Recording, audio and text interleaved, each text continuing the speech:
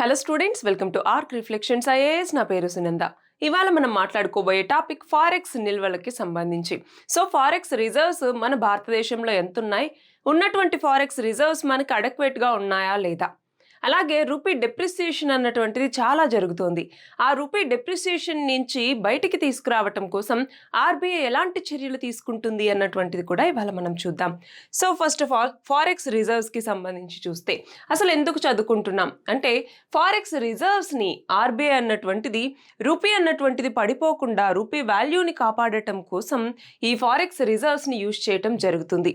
But ఈ forex reserves ఎంత ఉన్నాయి అనేటటువంటి దాన్ని బట్టి మన భారతదేశంలోకి ఇన్వెస్ట్మెంట్ వస్తుందా వెళ్ళిపోతుందా అన్నటువంటిది కూడా డిసైడ్ అవుతుంది. అయితే చూడాలి, మార్చ్లో దాదాపు $12.1 బిలియన్ వర్త్ ఉన్నటువంటి ఇండియన్ షేర్స్ అన్నటువంటివి ఫారిన్ ఇన్వెస్టర్స్ అమ్మేయటం జరిగింది. మనం చూస్తే రీసెంట్ మంత్స్లో ఇది హయ్యెస్ట్ అనమాట. ఇంత మొత్తంలో ఈ ఫారిన్ ఇన్వెస్ట్మెంట్స్ అన్నటువంటివి వెళ్ళిపోవటం. మరి ఈ నేపథ్యంలోనే మనకి అసలు ఫారెక్స్ రిజర్వ్స్ అంటే ఏంటి, ఫారెక్స్ రిజర్వ్స్లో ఏమేం కాంపోనెంట్స్ ఉంటాయన్నటువంటిది చూద్దాం.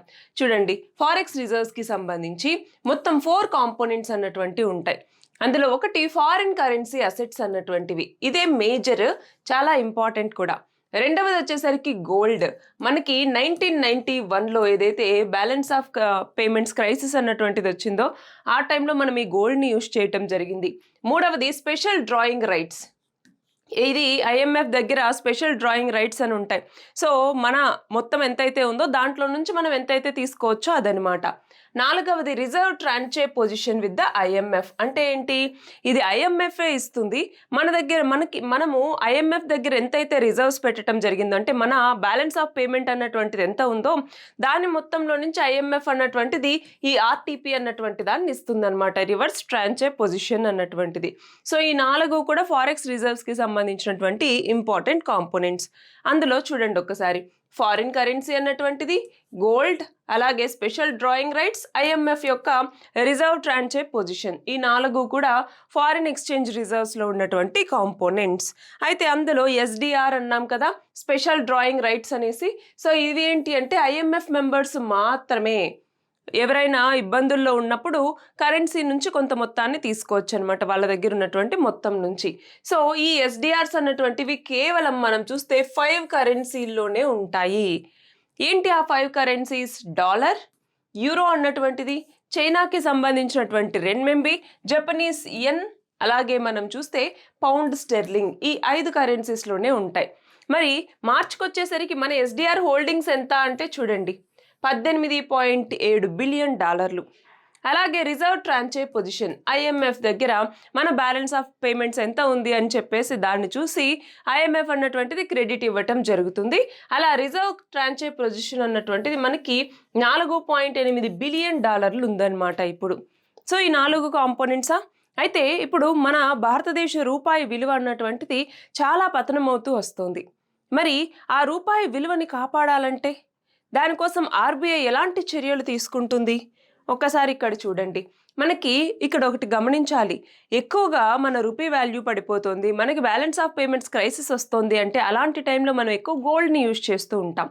అయితే ఇక్కడ మెయిన్గా ఈ ఆర్బీఐకి సంబంధించినటువంటి ఈ 4 కాంపోనెంట్స్లో మెయిన్ ఏంటి? Foreign exchange reserves. మనం ఫస్టే చూసాం. సో ఫారిన్ రిజర్వ్స్కి సంబంధించి మనం చూసుకుంటే ఫారిన్ ఎక్స్చేంజ్ అసెట్స్ మన దగ్గర ఇప్పుడు $556 బిలియన్ ఉన్నాయి. అలాగే గోల్డ్ వర్త్ $131 బిలియన్ ఉందన్నమాట. కానీ గోల్డ్ అన్నటువంటిది మనం డే టు డే బేసిస్కి అమ్మలేము, ఏదైనా క్రైసిస్ వస్తే తప్ప. సో మనకి ఈ ఫారిన్ ఎక్స్చేంజ్ అసెట్స్ అన్నటువంటివే చాలా చాలా ఇంపార్టెంట్. ఇవి షేర్స్, వీటన్నిటి రూపంలో మిగతా ఫారిన్ కరెన్సీ అనేటువంటిది మన దేశంలోకి వస్తుంది. సో ఎప్పుడైతే ఈ ఫారిన్ కరెన్సీ అన్నటువంటి తగ్గిపోతుందో అప్పుడు ఏమవుతుంది, ఇక్కడ రూపీ అంటే మన దగ్గర ఫారిన్ కరెన్సీ అన్నటువంటి తగ్గిపోతుంది. సో అప్పుడు మన రూపీ అన్నటువంటిది మరింత పతనం అవుతూ వస్తుంది అనమాట. అలా కాకుండా ఉండటానికి కూడా భారతదేశం కొన్ని చర్యలు తీసుకుంటుంది. అయితే ఇక్కడ చూడండి, ఫారిన్ అసెట్స్ అన్నటువంటివి ఇక్కడ రియలిస్టిక్ మెజర్స్ అనమాట, మన యొక్క రూపీని డిఫెండ్ చేసుకోవటానికి సంబంధించి. సో ఏదేమైనా కూడా ఈ రూపీకి సంబంధించి కూడా కొంత అడ్జస్ట్మెంట్స్ అన్నటువంటివి చేయాల్సి ఉంటుంది. సో దాన్ని ఏమంటాము, రూపీ డిఫెన్స్ అనేసి పిలుస్తాం. రూపాయిని మనం కాపాడుకోవాలి కాపాడుకోవటం. అంటే ఏంటి, రూపాయి పతనం అవ్వకుండా రూపాయి వాల్యూని స్టెబిలైజ్ చేయడానికి ప్రయత్నించటం. కానీ ఎన్ని ప్రయత్నాలు చేస్తున్నా రూపాయి విలువ అన్నటువంటిది పడిపోతూనే వస్తుంది, అది మనం గమనిస్తున్నాం. బట్ అక్కడికి కూడా పడిపోకుండా ఉండటానికి ఆర్బీఐ కొన్ని చర్యలు తీసుకుంటుంది. అవే ఏంటి అంటే, ఈ ఫారిన్ ఎక్స్చేంజ్ రిజర్వ్స్ ఏవైతే ఉన్నాయో వాటిని ఒకటి స్పాట్ మార్కెట్లో సెల్ చేయటం, రెండవది వచ్చేసరికి ఫార్వర్డ్ మార్కెట్లో సెల్ చేయటం. సో స్పాట్ మెథడ్లో వచ్చేసరికి ఏంటి అంటే, ఇక్కడ ఏమవుతుంది, ఫారిన్ ఎక్స్చేంజ్ రిజర్వ్స్ ఏవైతే ఉన్నాయో వాటిని స్పాట్ మార్కెట్లో పెట్టడం ద్వారా ఇమ్మీడియట్గా మార్కెట్ నుంచి మన కరెన్సీ అన్నటువంటిది తీసేసుకోవటం జరుగుతుంది. సో లిక్విడిటీ టైటనింగ్ అన్నటువంటిది ఇక్కడ జరుగుతుంది. సో ఇది చాలా స్ట్రాంగ్ అన్నమాట. వెంటనే ఈ ఫారిన్ ఎక్స్చేంజ్ రిజర్వ్స్ అన్నటువంటి మార్కెట్లోకి వెళ్తాయి, మార్కెట్ నుంచి మన లిక్విడిటీ అన్నటువంటిది ఆర్బీఐ దగ్గరికి వస్తుంది. కాబట్టి ఇక్కడ లిక్విడిటీ టైటనింగ్ అన్నటువంటిది జరుగుతుంది. బట్ ఫార్వర్డ్ మెథడ్లో అలా కాదు, రూపీకి ఇది సపోర్ట్ చేస్తుంది, ఇది లిక్విడిటీని అంత తొందరగా హార్ట్ చేయదనమాట, సెంటిమెంట్స్ని కూడా ఇది బలపరుస్తుంది. అంటే ఫ్యూచర్ బేసిస్లో మేము అప్పుడు ఇస్తాము అన్నట్టుగా ఒక పర్టికులర్ డేట్, ఒక పర్టికులర్ ట్రస్ట్ అన్నటువంటిది గవర్నమెంట్ ఇవ్వటం ద్వారా ఏంటి అంటే ఈ రూపీ వాల్యూ పడిపోకుండా చేయటం అనమాట. సో ఇక్కడ చూడండి ఒక్కసారి, స్పాట్ మార్కెట్ ఇంటర్వెన్షన్. ఆర్బీఐ ఏం చేస్తుంది, డాలర్స్ కానీ ఇంకేదైనా ఫారిన్ కరెన్సీ ఉంటే వాటిని ఇమ్మీడియట్గా మార్కెట్లోకి సెల్ చేయటం జరుగుతుంది. దాంతో రూపీస్ అన్నటువంటి మళ్ళీ రిటర్న్ వస్తాయి.